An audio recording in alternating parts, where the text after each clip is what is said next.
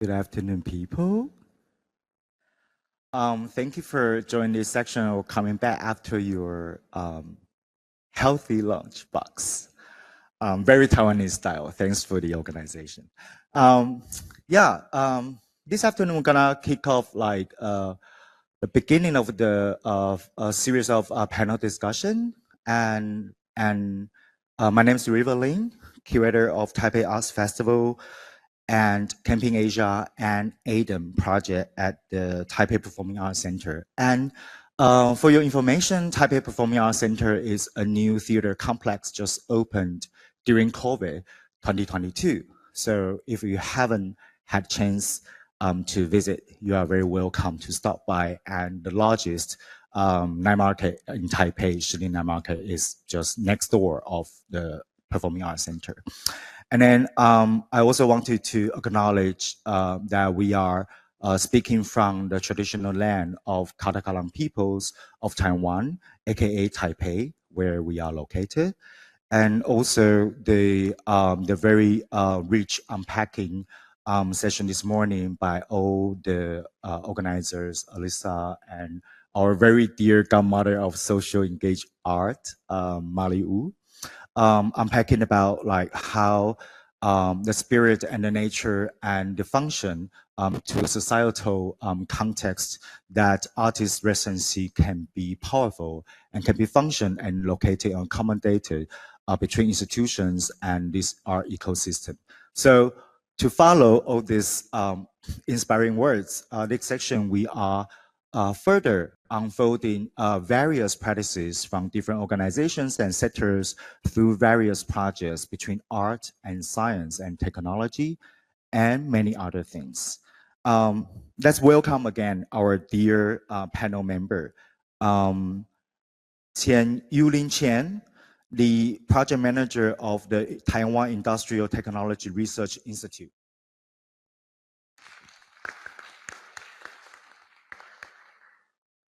And we have Gabriel GEE from France, professor of art history in Franklin University, Switzerland, and also the initiator of the TETI Group.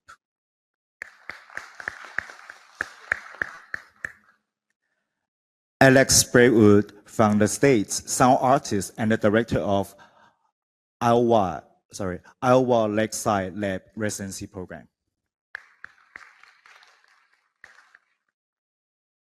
And Nephele Mirodia from Greece, head of Onassis artist residency program in Athens. We will have some time allowing each of our panel members to elaborate their practices and case studies of where they are from and how they have been serving as a cultural leader in their own context, at the same time facilitating different artists and different collaborators in a family like and long-term like conversation and collaboration in different cultural contexts. So Yu-Lin, would you like to go first? Thank you.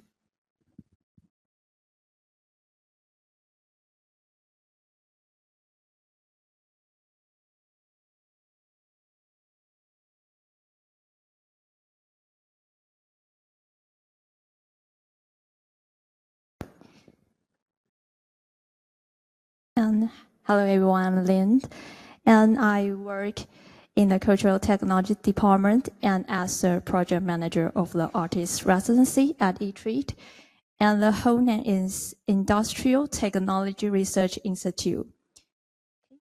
And I will share about our residency at ITRI. So, let me start by introducing about ITRI. So we're based in Hsinchu.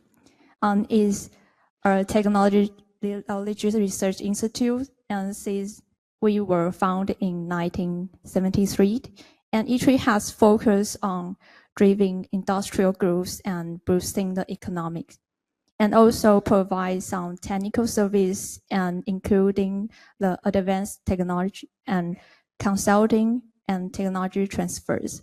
And in these 4 years, we have also been involved artists in the residency project at ITRI.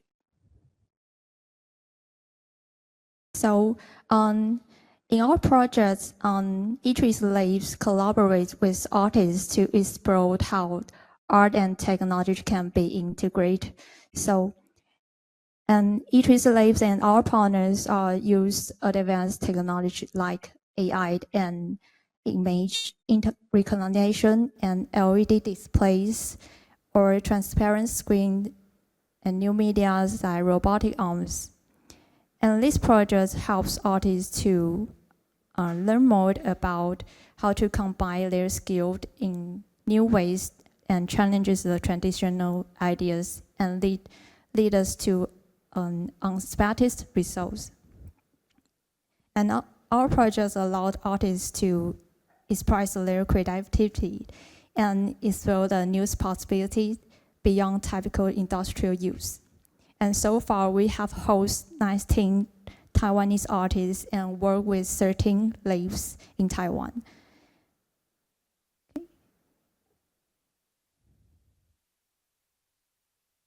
And this project is supported by Ministry of Culture and excused by ITRI.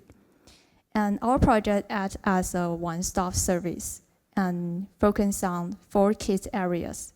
And one is bring together resources on creating the platform for tech art experience and combining art technology in experience and quickly developing the projects. So by using advanced technologies, we believe like leading the art can bring the new ways to use technology in creative art and discover the new possibility.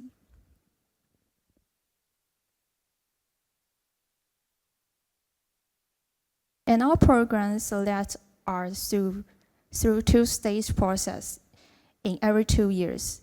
And we established a platform for tech art experience with a focus on technical exploitation at the core of the project.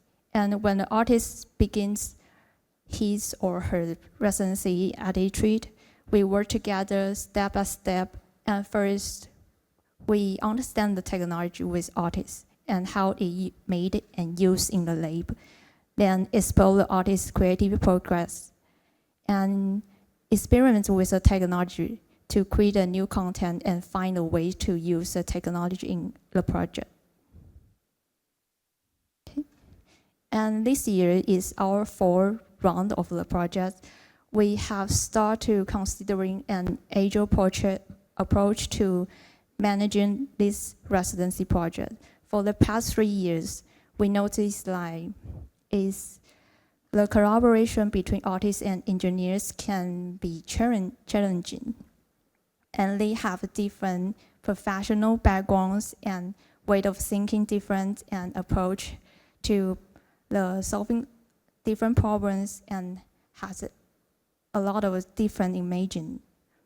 So with a short time, like 6 to 8 months in the residency project, we realized we need to speed up the discussion and clearly define the priority for how to use the technology.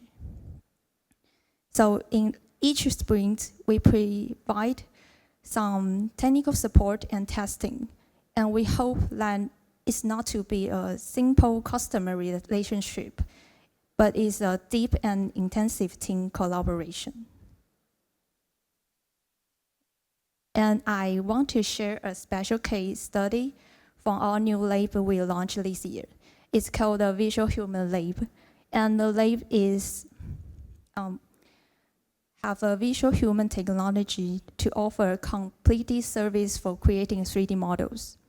And they capture the face features from various of angles on real people. So when the lab also includes the voice synthesis technology, and by training the language models and create a visual human that can engage in conversation. And also the conversation can be adjusted.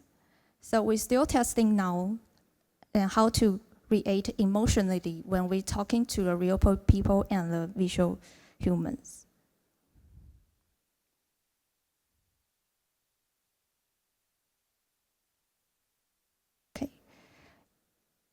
And ITRI recently provided 2 visual human technology solutions. One is 3D models for scanning. It means that the method involves scanning a real person to create a highly detailed 3D model.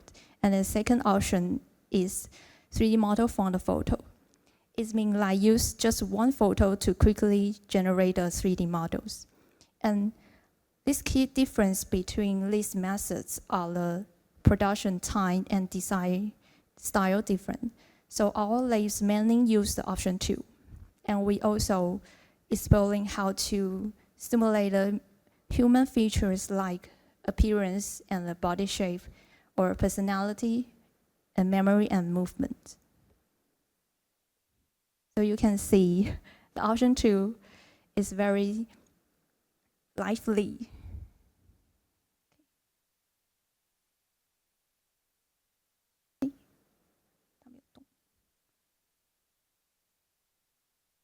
And in this interesting project that we also scan a person's face to collect the emotional data from participants. We use some properties of crystal to generate AI, and the participant's choice can influence the colors and the crystal arrange on the visual human. So while the movement randomly pair with the pre-recorded body and record the body motions during the process. And the other case is one of this year's artists, Zhang Jingwei. And we collaborate with her on the unique experience. Is we create a visual human blending her face and her father's features to form a visual character. And she used her experience as a director to bring the project to an interactive showcase. And the visual human plays a role of the AI character and her father, answer her question. And we think it has the potential to develop into a full-scale theatrical performance next year. And I also want to share about a case we joined Arts Electronica in 2023, and we collaborate with one of the residency artists, Zhang Yanci, to create a dance performance and held the system at Linz. And it used symbol of the bats to explore her family dynamics and cultural difference and ecological issues. And our performance story begins with her father to capture the golden bat and expand into a broader cultural and experimental things. And the dancer can interact with the moving transparent screen and the sensor to check her movement.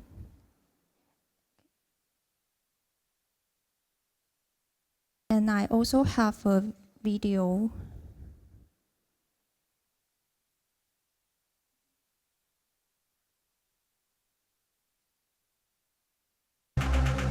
And this video is this year we also held a dinner performance at NB Space 1 in Taipei 101. And we see the content from our performance at the Arts Electronica Festival in Linz and create an 8 minutes highlight vision to using generative AI technology.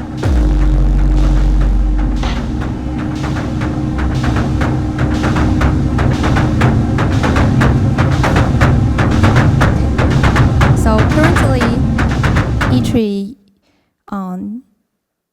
sharing our residency project with international events.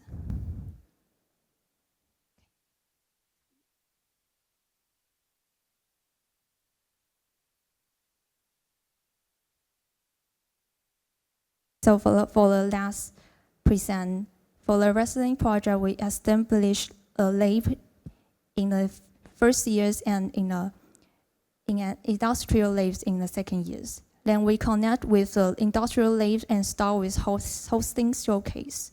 So in our 4 years, also these years, we focus on strengthening our partnership with these labs and expanding at different levels each year. So we also focus on 4 main area collaboration with divide the artists into these 4 different types. So we can see the photos quickly. So some artists engage in technical study and developing the new methods. And also some artists continue to use established technology in their exhibition or performance. And some artists work with advanced technology to design a new equipment, including using a robotic arms and some audience interaction. So review our projects grew since 2019. We start with 3 residency artists and have grown to 6 in each 2 years. And as we focus on improving the technical and artist standard to seeking continue to support from Taiwanese Ministry of Culture. And we also plan involve 1 to 2 foreign artists and Taiwanese artists in our residency. They have the opportunity at ITRI for next 2 years.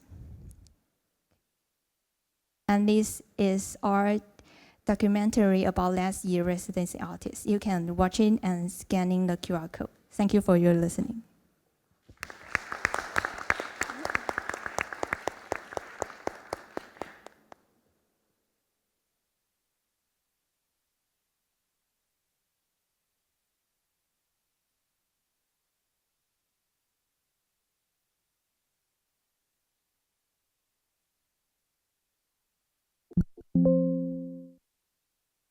So, hello everyone. As River introduced, I'm Nefeli Mirodia. I'm the head of ONAS-ITRI, which is the artistic research and residency program of the Onassis Foundation, founded in 2019 in Athens, Greece. Onassis Foundation is a public benefit foundation that runs for the last 50 years, supporting both culture, health, and education. ONAS-ITRI is dedicated to artistic process, and we provide space, time, and resources to arts professionals from diverse backgrounds and disciplines in order for them to develop their practice and projects without the pressure of presenting a final work. I will guide you very briefly through some facts and numbers just to get an idea for the ones who are not familiar with the program. So we're now going through our 6th year of existence. By now we have supported more than 200 art professionals from all disciplines and from 45 countries around the globe. Every year we announce an international open call. This year and we support around 30 to 50 artists depending on the programs. One important thing to know about our identity is that we don't want to be a rigid program. We want to be open and reflective to the needs of our community. So since 2019 we have actually announced more than 10 different programs, including some that support individual residencies, emergency fellowships, fellowships dedicated to more digital projects, but also we have also run for more than 2 years collective programs where art practitioners from different fields were invited to come together and work under a common theme and research together, again in an open-ended way without the expectation of a final outcome. By now we have received more than 7,000 applications in our open calls from 104 countries around the world. And as you can see, and as I said, it's quite an interdisciplinary program. We have been working with theater makers, visual artists. We had programs for chefs in residence, writers, artistic collectives. We had poets and writers, choreographers, designers, architects, even gardeners. We have an amazing also vegetable garden in the rooftop of our residency, so artists who are interested in working with the gardening are also welcome. Actually, before I guide you through our venues, I want to a little bit elaborate more on our identity and DNA. So these are some things that define the program, and I think make it quite special. Starting with the first one, this is a program that really supports collective moments. It's a space that invites for cross-disciplinary collaboration and exchange of ideas and expertise.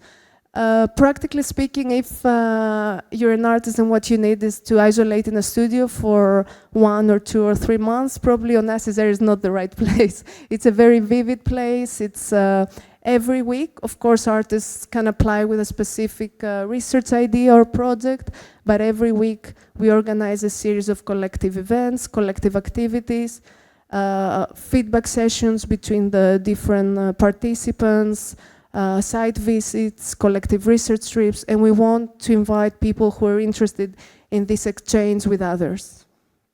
As I said, it's a space for ideation, experimentation. We want to create a space for impactful discussions that bring societal issues to the fore. One aspect that is important for us is to connect the artists with the locality of Athens. So we don't want to invite projects that could be developed anywhere in the world, in a studio in Berlin or in New York or in Singapore. We want the people who are there to actually be willing to engage with the locality and the diverse communities of Athens and the periphery of Athens. So another important aspect of the program is the way we engage with the community. We don't see the residence as a one-off opportunity, but actually since the beginning, when we launched the program in 2019, we said that once you're supported, you're always welcome back to come and use the resources, use the space. You can actually apply for a second round of residency. And actually in the 3rd year of our existence, in 2022, we took a pause and we invited all the current participants at the time, that were around 90, to apply again and return back with a new project or with a new idea to explore. So we're invested in this idea of creating a space where artists feel that they're supported long term. Every year, a part of from the budget that we keep for our new fellows through our open calls, we always keep a part of our budget to be able to support previous fellows in their future endeavors. Another aspect that has to do also with the way we engage with our communities, how we involve the participants in the decision-making of the process. So in our open calls since the beginning, previous participants are invited to select the future fellows in a quite complicated system we have created to be as transparent as possible. And also we invite our artists, the previous fellows, to suggest the events for the programming of Onassis there. So right now, next week, we will organize a digital conference that one of our fellows proposed as a program for our residency. Finally, we're lucky enough to have, apart from the, as I said, Onassis Foundation supports also education. So since the last 30 years or so, 40 years, we have been offering scholarships to academics, scholars, researchers from different disciplines, and by now we have supported more than 7,600 scholars, which means this is an amazing pool of curious minds that we like to connect with our fellows, either for mentoring, supporting their projects, and exchange of ideas. I'll move now a little bit to show you briefly our spaces. This is actually the Onassis Cultural Center. It's located right next to the residency, which is a great asset because the artists can benefit from the amazing technical and production team that we have there and get support for their projects. Also in there we have a recording studio. They have access to rehearsal studios, And of course, they have free access to all the performances of the Onassis TETI, the cultural center, and also to the curatorial team of the different departments. When it comes to our space, it's, as I said, an open plan space, co-working space, and it's ideal for community activities, collective workshops. Up here in the rooftop, there's, as I said, a vegetable garden, so every week we cook and eat collectively all together with the residents. And also this is the space where the artists have, during our open days, the opportunity to showcase part of their work in progress if they want to showcase and show something during these days.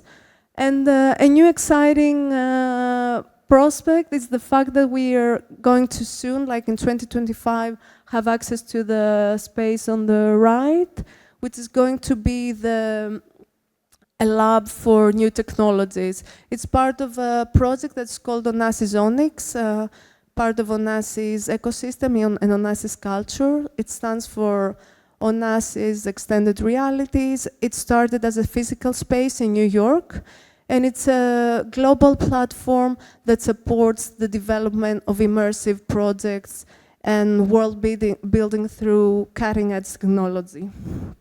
So soon we will be opening a space where our residents and fellows will have access to. Very briefly, I mean, these are some of the things we offer to our fellows. Of course, an artist fee, travel costs and accommodation and workspace for the people traveling from abroad, opportunities to engage with the art scene, a lot of opportunities for mentoring. We have a pool of collaborators that can support the projects throughout the process, presentation opportunities if they wish to during the open days. I'll move a bit forward, talking now about collaboration. Collaboration we do with other institutions in many ways. One of them, and a core one, is the international networks. So usually these are some of the projects we are part of. Usually they're projects co-funded by the European Union, and it's partnerships between 10, 15, 5 different partner institutions from different cities, and there is where we also find opportunities to combine art, technology, and science. Finally, when it comes to cross-discipline collaboration, I want to very briefly talk about this new tool that we have devised. It's a way for practitioners of different fields to work together. It's actually, I mean, not our idea. It's something that was inspired by other tools that already exist, like the Arts feedback method, or the Liz Lerman's method for offering feedback using from different existing theories of how you can offer constructive feedback between peers. And this is a tool that we have found it works amazingly well for fellows from different disciplines to give to each other feedback, to get to know each other's project, and actually we have seen projects transforming through this process. I will stop here just to give time to the rest of our participants and hope to have more chances to discuss in the end. This is our website, and our next open call will be announced in January 25. So if this is appealing to you, please apply then. Thank you.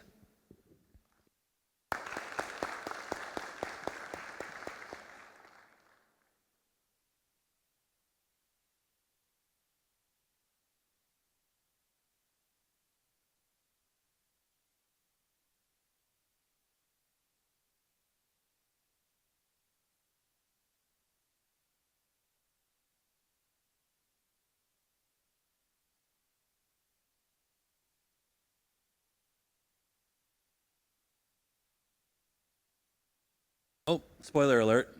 That's my thank you slide. That's all right. I'm going to show you the whole thing in reverse first.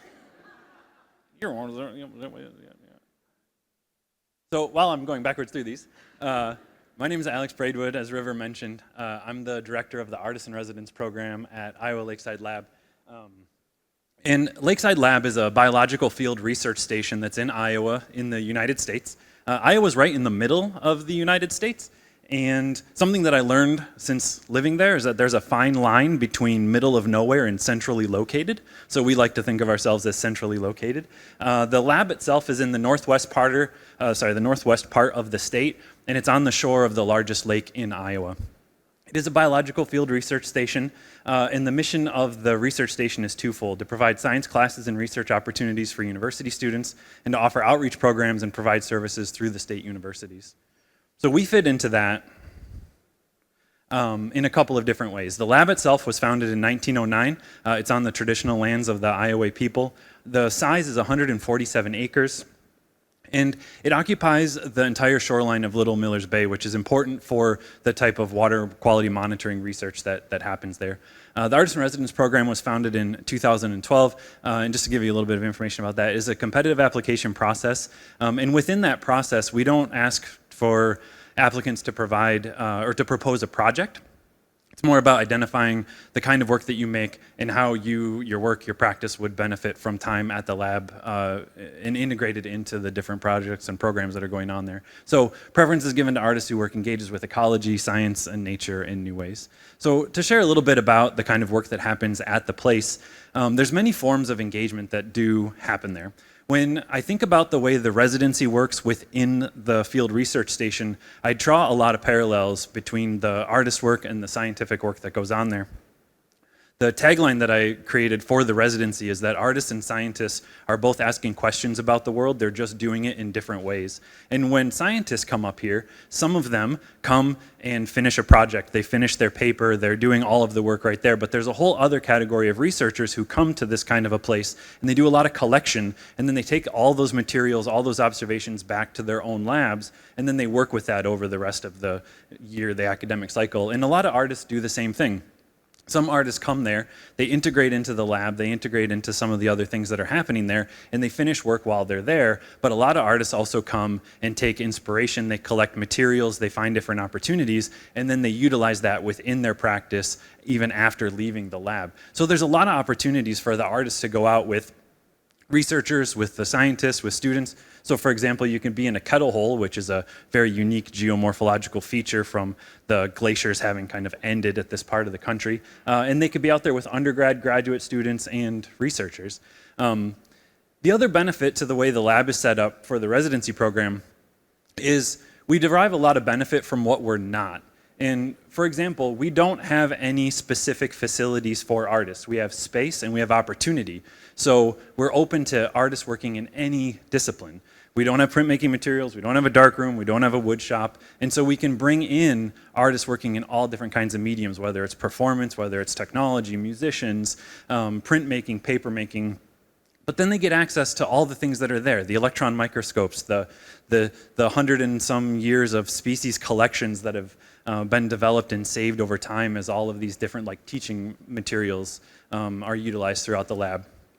And artists have the ability to go out and spend time with the researchers, with the classes in some of these different environments. So something else that's really unique about the area is that before it was all converted into farmland, the entire state used to be prairie. Now a very small amount of it is still prairie, but that's a big part of what gets researched at the lab. So we have remnant prairie, we also have restored prairie that are on the property and just in the surrounding area.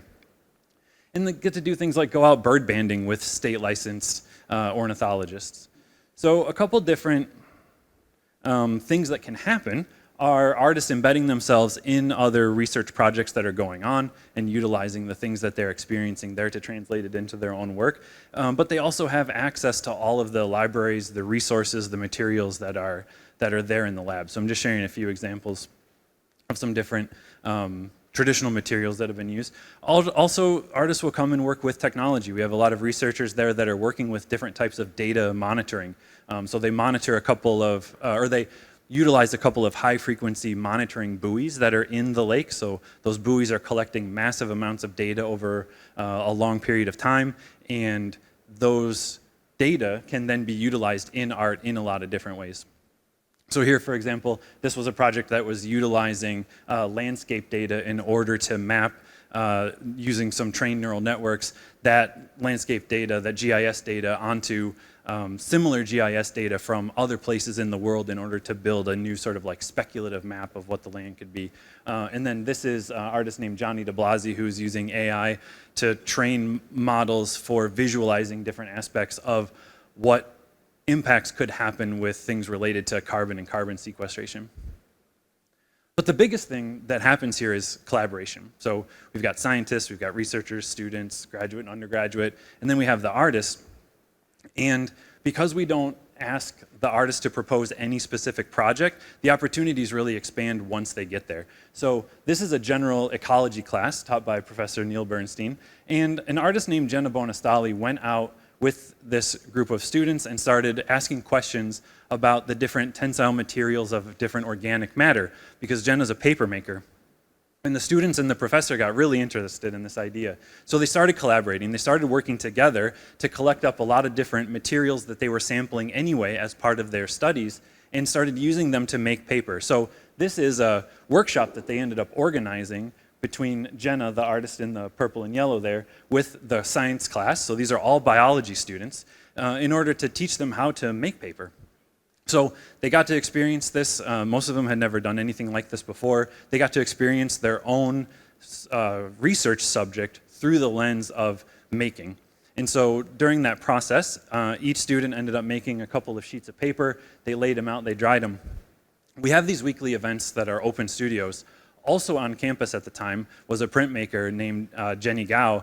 And so as part of the open studio, she was teaching and doing a small workshop to show the students how block printing works. And so as a result, the students were then able to utilize the block printing on the paper that they had made earlier in the week. And it just started to draw all these connections to between the physical world and the different types of work that were being made. So even thinking about like how 3D printing can start to explore different ideas of like species collection, how the electron microscopes can start to become compositional tools as much as observational tools. And then also looking at what happens when artists go out into the field with the classes in order to do, for example, like cyanotypes in the waterways. And then one of the last examples I want to share, this was a composer from the Netherlands named Amba Klotwijk. And she came to the US. She had never been to the United States before. She had never been to the Midwest before. And so she had never experienced a prairie. And when she got there, the prairie ecology class was going on. One of the lead prairie researchers in the state was there doing their work in the summer. So she started learning more and more about the prairie, started learning more about the value of what's underneath the earth or underneath the ground is as important as what's above the ground, and as a result spent her time in residency composing a piece to be performed in the prairie, was able to enlist local musicians, use an electroacoustic method of recording voices from around the lab to read bits of poetry, bits of academic articles, bits of book chapters that she had found in the library. Because again, that library goes back to 1909 when the place was first founded. And so being able to play that in the prairie was not only a beautiful experience, but you could imagine being artists at a research station. You get a lot of questions about like, well, what is art? Like, what are you guys doing? Yeah, do you like go paint trees? Like, well, yeah, kind of sometimes, maybe. But also, we make the things that they're studying more experiential. And so when we get examples like this, when we have opportunities for the artists to do things like build a carbon sequestration buoy out of recycled material so that that can not only be monitored, but the thing itself can become sculptural, this starts to open up new avenues for us to have these conversations across these artistic boundaries between the arts and the sciences. Even down to the idea of creating like a speculative exhibition of work that is informed by the things that the artist Lindsay Nissen was finding around the lab, but then presented in such a way that it starts to introduce new ideas of what past, present, and future could mean, knowing that the lens through which we view all those things is defined by our own experiences. So we don't ask for work. We don't have a place to even collect it if we wanted to. What we do ask for is we ask for lab reports. This is what we give back to the funders and the supporters of our thing. So if you go on our website, you can read the experiences of what the artists are. But that's my 10 minutes. Thank you so much for listening.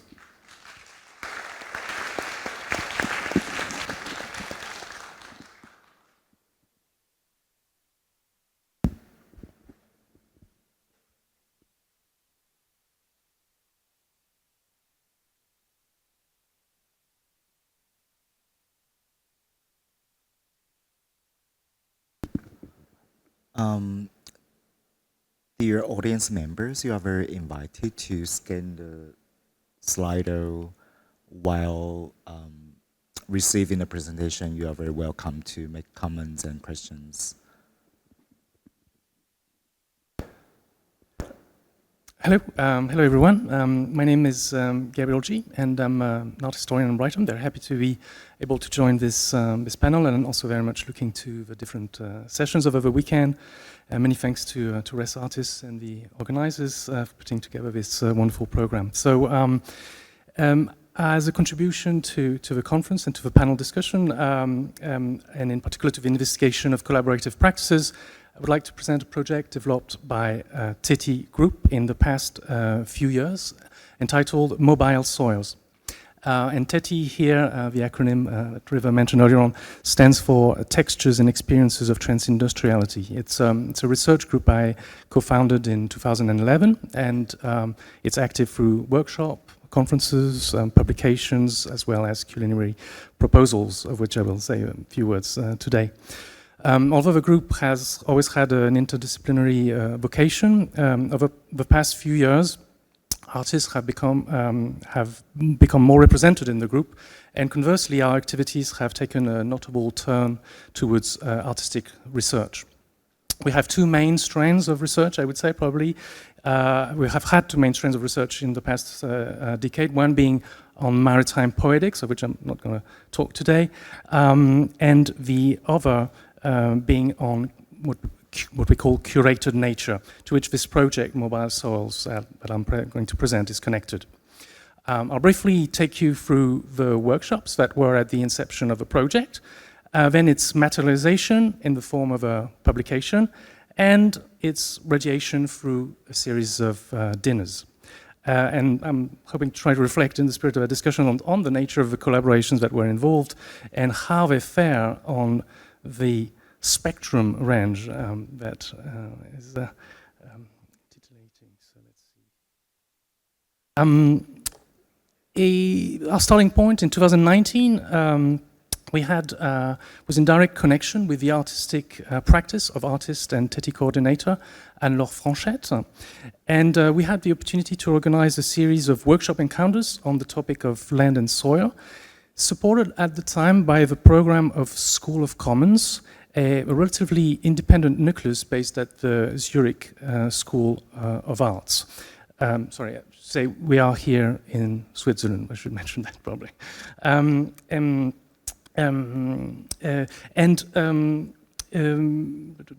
Yes, the School of Commons, which itself had an interesting, also has still to this day, an interesting ambition to foster collaborations between artists and civil society. And to kick things off, we had invited the artist Monika Ursina Jäger to give a presentation of her work she made in collaboration with the School of Applied Science in Wädenswil on the shore of Lake Zurich, which is where the picture here was taken. And you can see Monika, she's in both pictures presenting the gardens and the works. As an ongoing dialogue between art and science, Monika has been exchanging almost, I would say, and I don't know if she would approve of that, but as an artist in residence with a team of scientists in the School of Applied Science, participating in particular in the design of the public gardens of the school, which have a pedagogical remit. She took us through the site and the underlying of this dialogue, which we followed by a series of discussions and conversation with participants, very much on the art school sides of things, I should say, and we kind of kept it in style with a tasting buffet, which was designed, organized, planned by the artist Maya Minder, with whom Anne-Laure Franchette had been working as part of another group called Bad Lab. Next in this process came a more formal encounter, you could say, in the form of a day conference, an opportunity also to bring additional voices to the discussion, such as the Greek artist, Dutch-based artist Nikos Doulos, the painter and gardener Errol Reuben Fernandez, TETI co-founder and architect, historian Maya João Matos, as well as the artist Jan van Oort, which I mentioned here also in particular because Jan has a really, for our discussion, has a really interesting arts set up, a really interesting artist residency project called La Dépendance in the Swiss Jura, which explores questions of ecology, territory, and human-non-human relation. A buffet was also served on this occasion by city rewilder Maurice Maggie. The titles, I suppose, indicate some of the perspectives we were interested in pursuing. The Ground Beneath Our Feet is a reference to a novel by Salman Rushdie, a postmodern tale of music and revolving spaces, the mobile earth studied by globalization scholars to be explored through passages, hauntings, and mauvaise herbe, unwanted weeds. This leads us to a point of convergence, a publication, Mobile Soils, which we published in limited fashion ourselves through a newly created press, TETI Press, in 2021. The book on your left-hand side, designed by Philippe Desarzens and edited by Anne-Laure Franchette, the artist, the historian curator José Cáceres Mardones, and myself. The contributors shared their views on the topic through a reflection on their practice as situated and embodied, and that was something that we really kind of asked them and worked with the authors to kind of locate and stipulate exactly where they position themselves with regards to their practice. On the right-hand side, a work by Paloma Ayala. The table of content, a bit dry, but and I'm not showing you the one in the book because it's very nice, but it's slightly misguiding. We're not going into that now, but the table of content gives you a sense of a spectrum of contributions brought together across a ladder stretching from the underground to the ground and the overground. Artists, certainly in this lot in significant proportion, but also curators, gardeners, scholars in the humanities, engineer and scientists. Furthermore, many of his contributions reflected on the bridge they tried to establish with other fields of activities. So in the case of artistic practices, for example, that is the object of Monica Jager's opening discussion on her collaboration in Wädenswil. Laurie Dalava, whom I interviewed, an artist based in Arles, in France, evoked her interest in scientific classification and the support she received in chemical manipulation, while Jan van Oort, just mentioned in relation to La Dépendance, but also Utamaki Wab, underlined collaborations with non-humans in their practices, from animals to minerals. On the other hand, some of the authors here with a more scientific background, such as the environmental scientist Bragg Hale and the agroecologist scientist Kenza Benabderazik, reach out beyond their daily practice to contextualize and sensitize the term of their research engagement. Third and last layer, to give voice to text and from voice to mouth. Having so published this brought all these contributions together in an effort to unpack the content of the books, but also to extend the point of discussion that stemmed from it, we organized a series of edible presentations of the publication. It began as part of the launch of a program, Modern Nature, an homage to Derek Jarman, curated at the art residency La Bec on the Lac Léman, also Switzerland, followed by a more intimate dinner at the independent art space Grand Palais in Bern, and a festive iteration at On Curating Zurich on the rated theme of compost. That was the year that Ron Grupa was curating the documenta, and somehow the theme kind of triggered down to Zurich and to On Curating. And for this dinner, we asked all the authors of Mobile Soils to give us one representative ingredient of a text. Some gave me a lot more, and we proceeded to cook a dinner, to compose the menu with it. But the series that might connect more directly to this panel's discussion is a series of free dinners we organized in 2022 at the Greenhouse Lab at ETH Zurich, the Zurich Polytechnic. First, because the setting here is a space used daily by the Agrosystem Group, which has a mandate to explore relations between art and science, and the invitation coming from our contributor, Kenza Benabderazik. We, TETI, that is, organized the first dinner in collaboration with designer Manon Briot and Mathieu Pochon, who arranged some of the bioplastic decoration staging that you can see on these images. And besides the menu, featured a number of talks from the contributors, such as the engineer Nguyen Landru, who develops alternate building materials, alternate to concrete, that is, at ETH Zurich, or the poet Raphael Newman here, reading bits of the funerary part of Ulysses. This was the theme. The first part was the underground, so kind of going down into the earth. But the next two events, the next two dinners, sorry, were organized in collaboration and devised by two other organizations, Arvae for the ground, and working with the artist and chef Mariana Murcia, and the third one with Food Culture Days,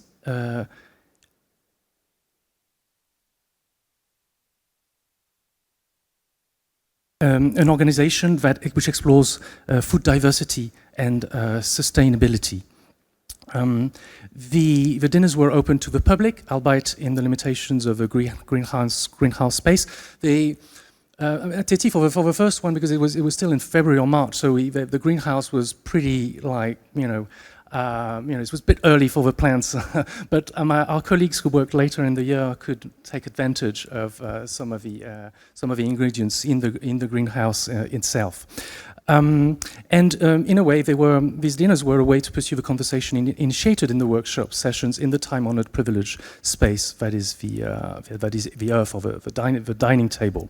So to conclude this brief interweaving of mobile soils, I would point out to our interest in finding commonalities between different disciplinary perspectives, the attention to the practical dimension, be it that of a potter, a botanist, or a builder, and the negotiation of organizational and institutional missions. To go back to this intriguing, titillating question of a spectrum, it also seemed to me, in thinking about it, that beyond the grand loop that might occur from one extremity to the other end of the spectrum, much of our palette that we've been working on through this project had been operating on semi-tonalities, maybe patched with juxtaposition of adjacent colors, not with exactly the same practice, but maybe not so distant apart, you could say, on that spectrum, in which I think also fruitful discussions and creation also take place. Thank you very much for your attention.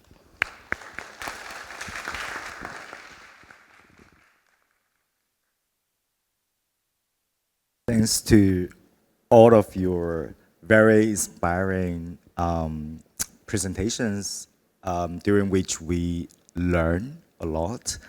Yeah, what I found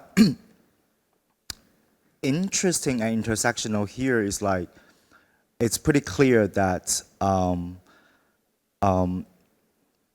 the alternative or creative residency model for artists in various contexts is pretty much about, working with the notion of collectivity, connectivity, and collaboration in this way. And in the thought of your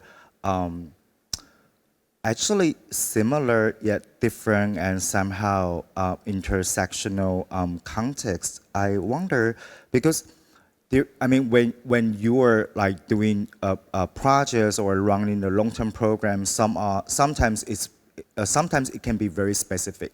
Like for example, in Yu-Lin's Institute of Industrial Taiwan is pretty much like focusing on facilitating the choreographers or visual artists in a performative context, working with technology and relevant artists in a way. And some are really focusing on building on the community, such as Onassis practices, and the Lakeside is like also offering the existing environment and landscape and ecology for artists pretty much to explore. And then also in Gabriel's case, is pretty much also very strong with somehow, maybe because of connected with academia, resources. So the research-based tendency has been like playing a very central role. while facilitating those conversations between artists and other collaborators to happen.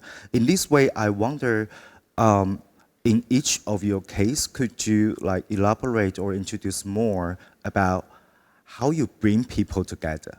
Like, it's not about a solo artist project doing something by their own, but it's more about us project leaders, us curators, or us researchers, as artists yourself. Like, how do you formulate those encounters, and how you design to make those encounters work?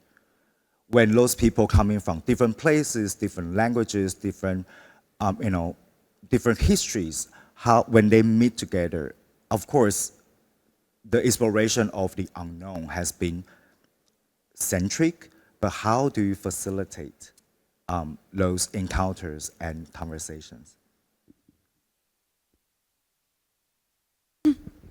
Okay, I mean, in the, let's say, programming, I already mentioned this tool, and I think of offering feedback. For us, this is a way to sit together around the table. First of all, to introduce specific ways of doing it, like using nonviolent communication, critical response processes, respecting each other's work, and trying to express or give our feedback or critique, but in a way that can be constructive for others. We realize that this is not a common ground for everyone. So how do we build this common language is important, and we always do it in the beginning of the residency. And I think this is what sets a little bit like foundations for the next to come, to create a sense of community, of trust, of, we're working here as equals. I think this is also important. In our case, in the residency, we might have like extremely established like artists working next to, someone who just graduated from their arts university or like art school. And we want to always create this feeling of, we're working here as equals, and that's why peer-to-peer and like a sense of we all share something together and we all have something to offer to the table is something that we really reinforce. So this is one of the tools, but I think, our responsibility as cultural leaders, as people who run these programs, is to offer these tools. We shouldn't take it for granted that everyone uses the same, language or have these tools to come together. And at the same time, I find extremely valuable the time outside of the institutional space. So what I would recommend everyone is like, let's get out for a big, share a meal, like do something outside of the institutional context that creates also the human bonds that are extremely important for, collective environment that will last for 2 or 3 months. So these people will have to, so yeah, combining these two, offering the tools to the group to come together through this collective experiences, and also finding time outside of it to spend time together. I think it's important. Food for me is a great aspect of it, so I really appreciated the examples we saw around food. And I think, yeah, both of these are crucial. Thank you. Oh, yeah, so when we bring people in, we do a couple of things. For the artists, we try to announce who they are, give a short bio ahead of time, so then the other people who are at the lab, the people who are on campus are going to know who's coming. But the next biggest thing that we do is we give permission to cross the boundaries.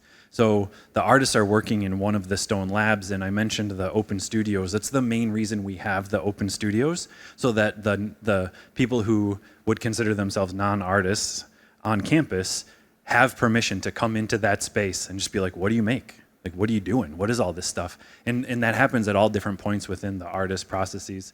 The next one is there's a lot of field study trips that happen. So they'll load up a van with researchers and students, and they'll go on site somewhere. And the people who lead those, the researchers and the professors, are always inviting the artists out. And so it's part of my job to make sure that they've all been introduced so they know. And then the last one comes back to food. We all eat together. At our space, the part of the residency includes 3 meals a day. Meals happen in a very short window. It's like 7 a.m., noon, 6 p.m., 25-minute window to eat, which means everybody's eating together. And those are some of the most productive conversations because people just sit at all different tables and ask questions of what they're working on.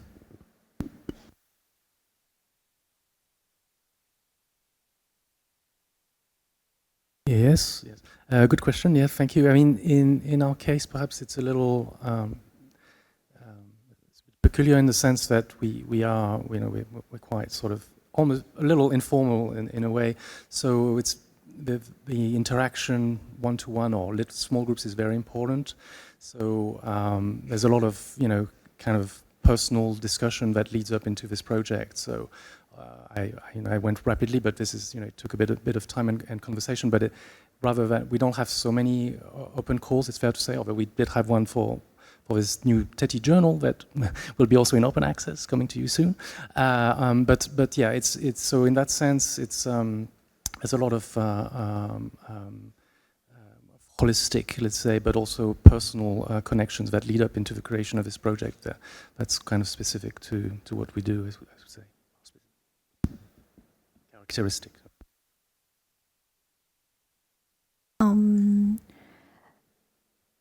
Because some artists always stayed at Taipei, and ITRI is based on Hsinchu. So we sometimes have some open labs activity to gather artists together in Hsinchu, and we have the midterm and the final like art salon to gather people and artists together and engineers. So I think the location is very important to artists that they can join with the engineers together every week or every month. And we also thinking about Taipei space can have another space in Taipei to gather artists together. And I would just add something that I've actually thought I would mention, just sorry, with regards to mobile stories and these personal connections, is that, you know, so there were 3 people who were editing it, and keeping in mind this relatively close-knit connections, it means also they brought different things to it. So my, let's say, academic background, Anne-Laure, are more really, you know, artists. So many of the artists there were also people, you know, that she'd been interested in or been working with. And José, he's from, he's been based in Switzerland, but he's from Chile originally. So he also is part of a South American network that's very active in Switzerland. And so he brought also people like Paloma, for instance, who has very interesting work, and people like that. So I think. And then we try to continue a bit like that by getting also, you know, through these different people, different participants' personal kind of also connections and so on.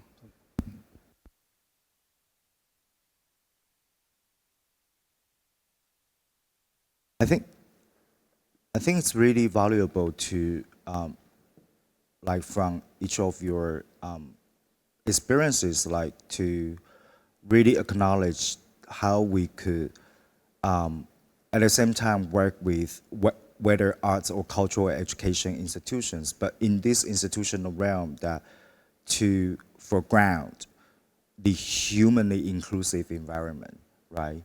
I mean, when we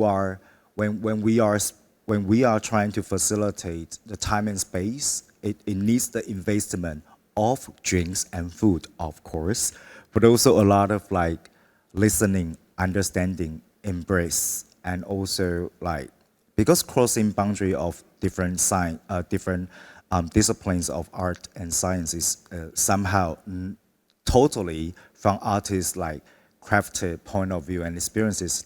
It's not just like you break something and then things can work. It needs to be reformed and again and again and again through the facilitation and communication. And in this way, could you tell us a little bit more, like, when it comes to frustration of a group of people working together, like how in your previous cases or experiences, like how did you sort it? or what's the challenge when people can really, when they have obstacle or like something that they get stuck in a process of research or creative experiences? Very practical question. Yeah. That's the most challenging question and part of our job, I would say. I think, first of all, we need to embrace the idea that conflict will always arise. Like when it comes to human relationships and when you bring people from so diverse backgrounds and to work together, I think we should, just realize that this is part of the deal, not try to hide it or like, I think we just need to address it, figure out ways, as you say, to communicate these frustrations that rise during these collective moments. And also something that thankfully it hasn't happened too many times. I think, as I said, this valuable time in the beginning to get to know each other, to understand our differences has been a good way to avoid sometimes this kind of conflicts.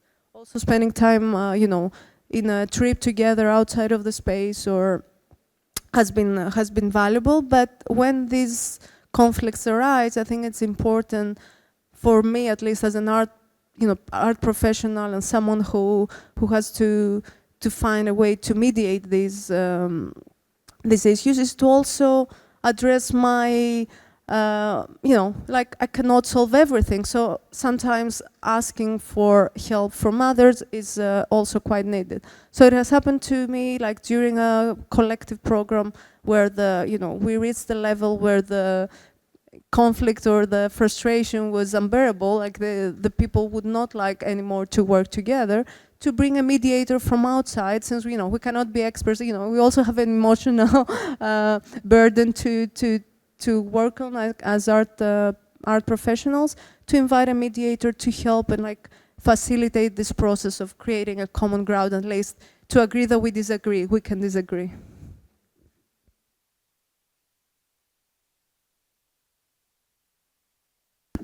Good.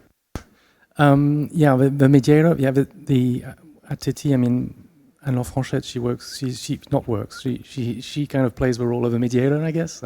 Sometimes I can be a bit, so someone with good communication, interpersonal skills certainly helps. Not saying that I don't have any, right? But yeah, it's good to have people who can play the ombudsman a little bit.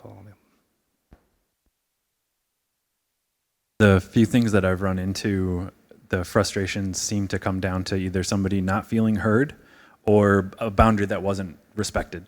And so in those few instances, because I guess part of what I should say is like the lab is isolated but not remote. So there's a few small rural towns around, but it's very cut off from those. So you really are like living with the people. You're seeing them every day, like I mentioned, the meals. And so at times it's that respect of boundaries that seems to come up. And once somebody starts feeling heard, it seems like we've been able to find pretty good resolution there.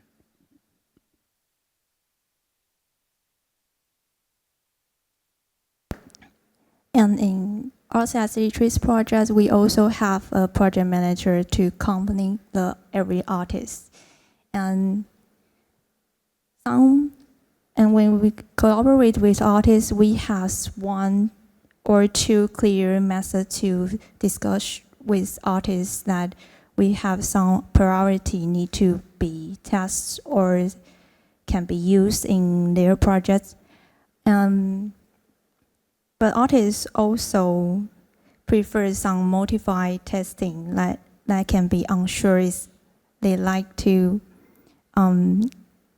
unexpectedly result in their project. So the engineers are still very shocked because the engineers always try to think like a product promotion or the product reduce in the engineers working. And I think this difference requires time and some communication between artist and engineer. Yeah, and then I also wanted to acknowledge that when all of you and some of us and some of other colleagues in this art ecosystem that when we have been facilitating such rarely existing collective program with research-based, development-based, artist-center-based space. This is like very challenging to create and even more challenging to hold it long, hold it juicier, hold it hot, hold it warm. Like, like for example, how do you not justify, but how, when it encounters with some productive agenda, like how we normally, in your case, like what do you do in order to protect the safe space for artists to do something not productive in this hyper-producing agenda of cultural institutional realm?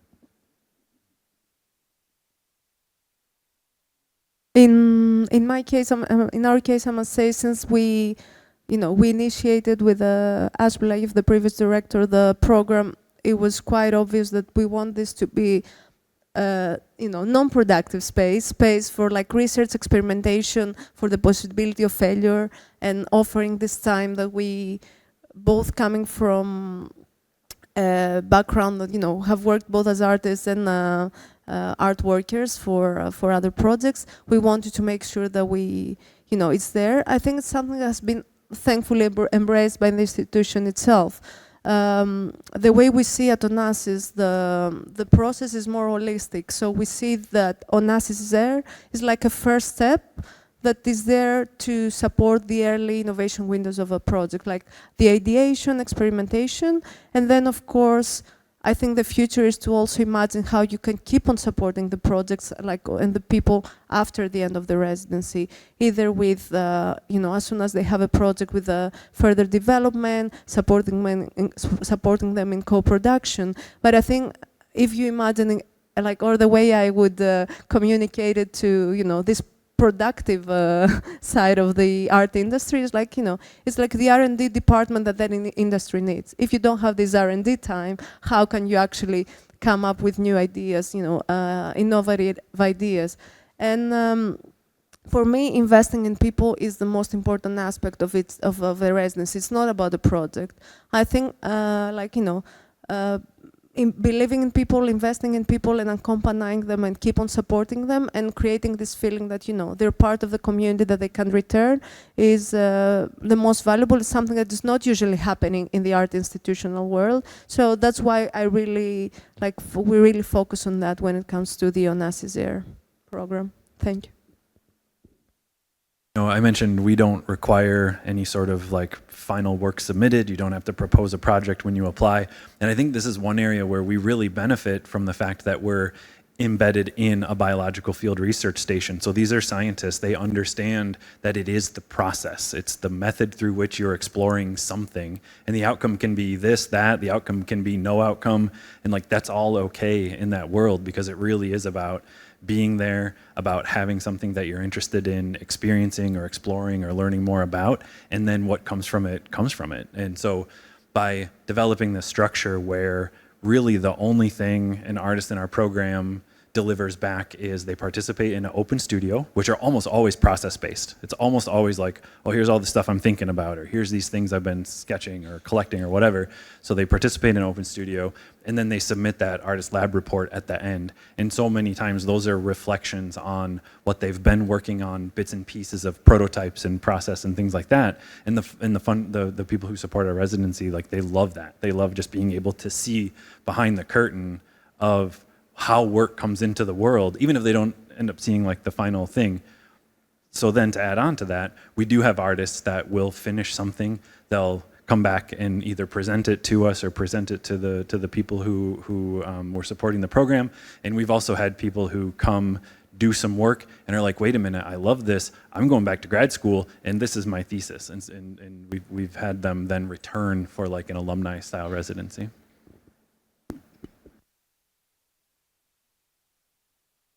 In the mobile soils project and other types of projects that we have like that, there's definitely more of a production dimension. We sort of trying to bring people together towards a certain platform or outcome, let's say.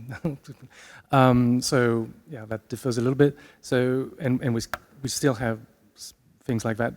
On the other hand, lately we have been interested in having more open nucleus. So so we've also tried to do more with our little community. So we have a little group on art and industry, which is part of the Swiss Artistic Research Network, which is just, we just meet as a small group of about 6 people who meet to do, show some screenings, exchange some ideas in it. There's no production agenda at all in that case. And we also try to get some, this is quite recent though, it's like we've been going on for 2 years, and we're also trying to do it with the group at large as well.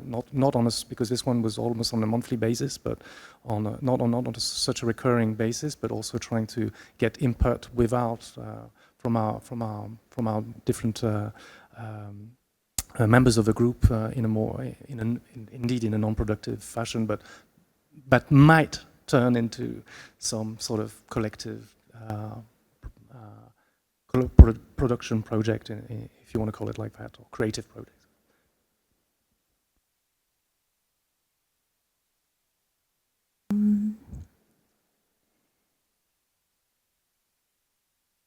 I think when the residency project is begin and when it's over, ITRI is always aid at a sponsor, and also have support from Ministry of Culture, and we will discuss with artists to co-produce some artist work together, and talking about how we can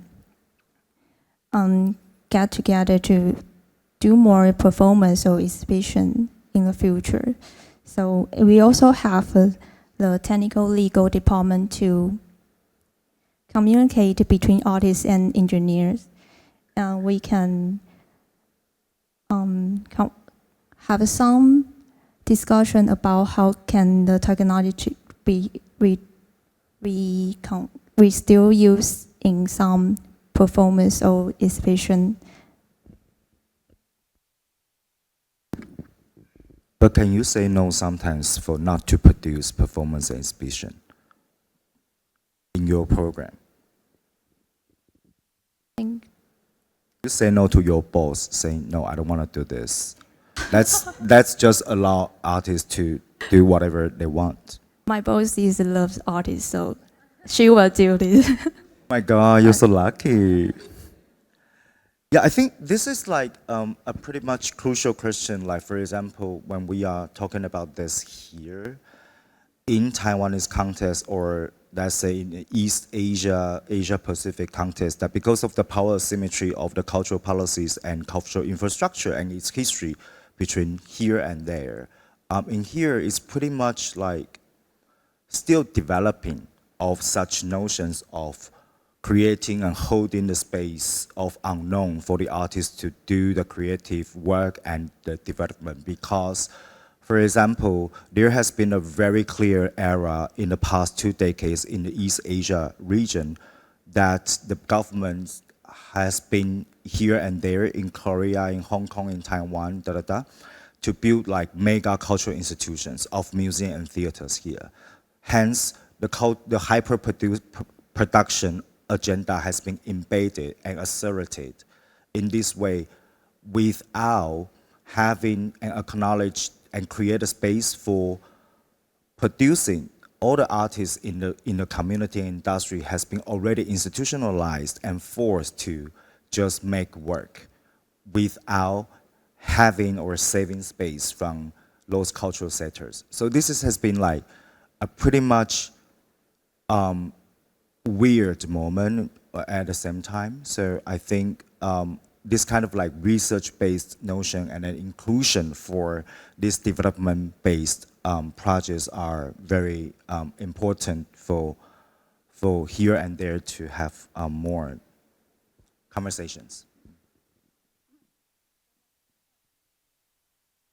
I just wanted to say also because I don't want it to sound like we romanticize, artistic research. Of course, it's needed, and of course, it's something that is not really supported from most of the institutions. That's why I think the role of institutions that support artistic research is crucial.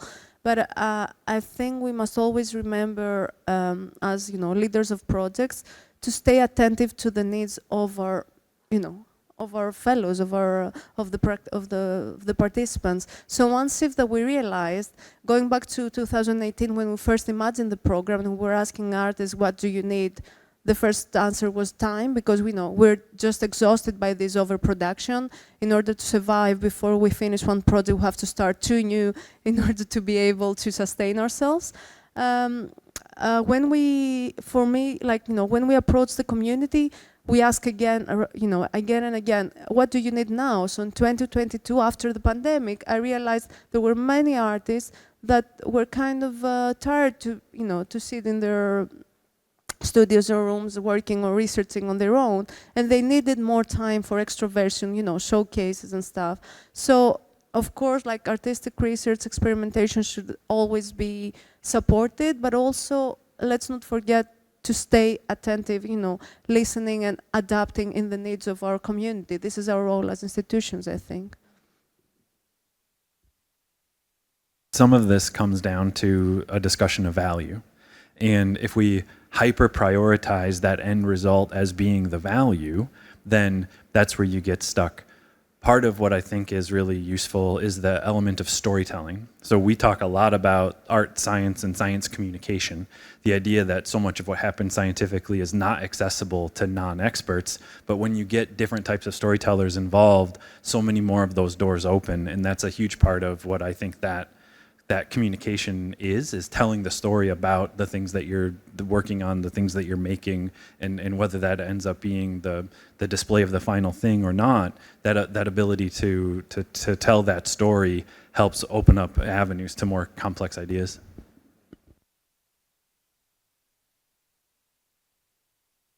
Just add, and I think, that we've been very interested in artistic research, and I'm sure people will, it's a field that has many voices and many perspectives and point of views, but certainly, one of the aspects that I find particularly interesting and inspiring in regards to the question, the point that you were making is precisely that it opens a space that is not necessarily geared towards exhibition, but can remain in a sort of reflective, exchanging discussion process, depending on how artists work, and so so that's certainly a spot we've been interested in, and like many other people to engage with, that kind of shies away from let's say limits of production. So not that it necessarily negates them or etc., but it opens a door on the side, I would say. I think in the residency projects always limit from the time, and always artists told me that we don't have time to do this, and the technical is developing so quickly, so we always told the artists we need to have some priority to do our job, and always have no time. So the project's always running almost 1 year to finish their work, when we will still accompanying with artists till the end.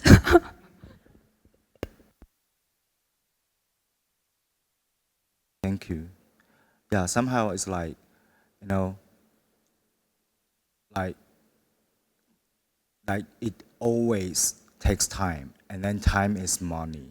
And in this way, so concept is practical. Concept is not conceptual. Concept is all practical, because they are all doable in a way, whether it's a proposition from you or from the artist or from the direction of a program. Yeah. You want to echo something? I saw your face. Yeah, I have some questions from the audience members. So pretty much, I guess some questions kind of like intersectionally being addressed by our panel members, but maybe this one can be a nice concluding questions about diversity. Where is it? Oh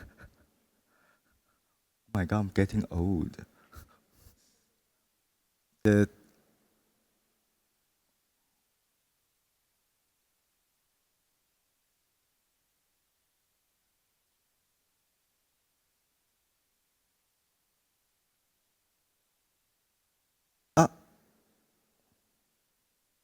Yes, John Yong. Do you see? This one. Do you see it as important to embed diversity, global south, north, and what are the barriers you might encounter? Where is it? What you might encounter in implementing this? Thank you.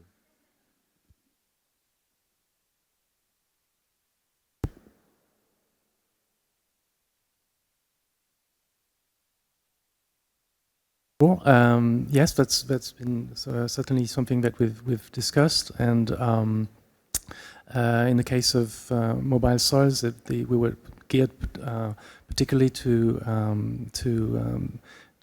benefit from José's also expertise and connections. So we had also more of a kind of Atlantic, but passage, but going more towards South America. So that was something also that we talked about, and I've been particularly interested in Southeast and East Asia. So it's not represented in that project, but I think it's coming up in some new ones that we're coming. We had an artist from Taiwan in part of the Artist in Maritime Technology seminar that I organized last year, a bit more academic, but it was an art historian kind of session. They're all online actually on TETI Group website if you want to have a look at them. And yeah, more in the future I hope as well, but yeah, on that side. Very briefly, just to say that at least in the case of Onassis, diversity was always there. Not even we didn't even, we have supported more than 200 people from, I don't know, around 45 countries or so, and I think it somehow comes. It's not something that we dictate, but it comes naturally through the selection process. Because, as I said, it happens from previous fellows that come from all around the world. So in a way, and also we try to invite artists who have meaningful projects for the locality and the periphery. So somehow the projects that are developed during the residency are projects that and artists that come from all around the world. We had artists from Nigeria, from Palestine, from Indonesia, from Lebanon. So it's extremely diverse. Of course, when we're doing the final selection, we always take into account. We don't want to end up, there are a lot of expert applicants in the Central Europe and also in the States, as you might know. But it's not part of all the art education to be an expert writer. We take into account the language barriers. So we're never going to judge an application if it doesn't use the perfect conceptual language in English. For us, it's important to have a meaningful idea and a background that is actually special and it really makes sense to invite. So yes, I think it's there, and it also comes through the selection and the people we invite to be part of the selection process. It's always from people from the periphery, artists from all around the world, local artists, but also artists from different peripheries and localities. For our application review, our panels are always previous artists that we reach out to, and including, keeping diversity at the top of mind during that process is really important because it adds a whole other layer to the facilities. When people are comparing ecological states of different places, all these new and rich conversations emerge. So I just wanted to add that not only is it about like the work itself, but the value to the broader lab becomes really noticeable.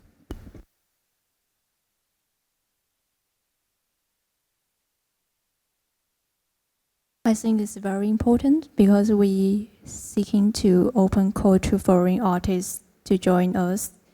And we also want to push up the engineering thinking at ITRI. So we have a workshop this afternoon, so everyone can join us. We have a real engineer to share about the case to everyone.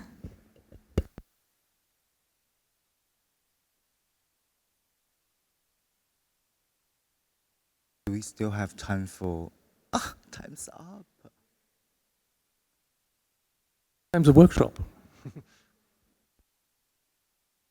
Or 4 o'clock at like- Treasure Hill, Yeah. Artist Village, like 15-minute walk from here. Is there any way we can answer in written at least some of the questions? I don't know. It would be pity not to, or we can submit our answers there in the slide as well. Okay, maybe we can do that because some were addressed to some of us. Maybe we can add some answers there for the people that didn't get answers. You want to do it here or informally? Informally.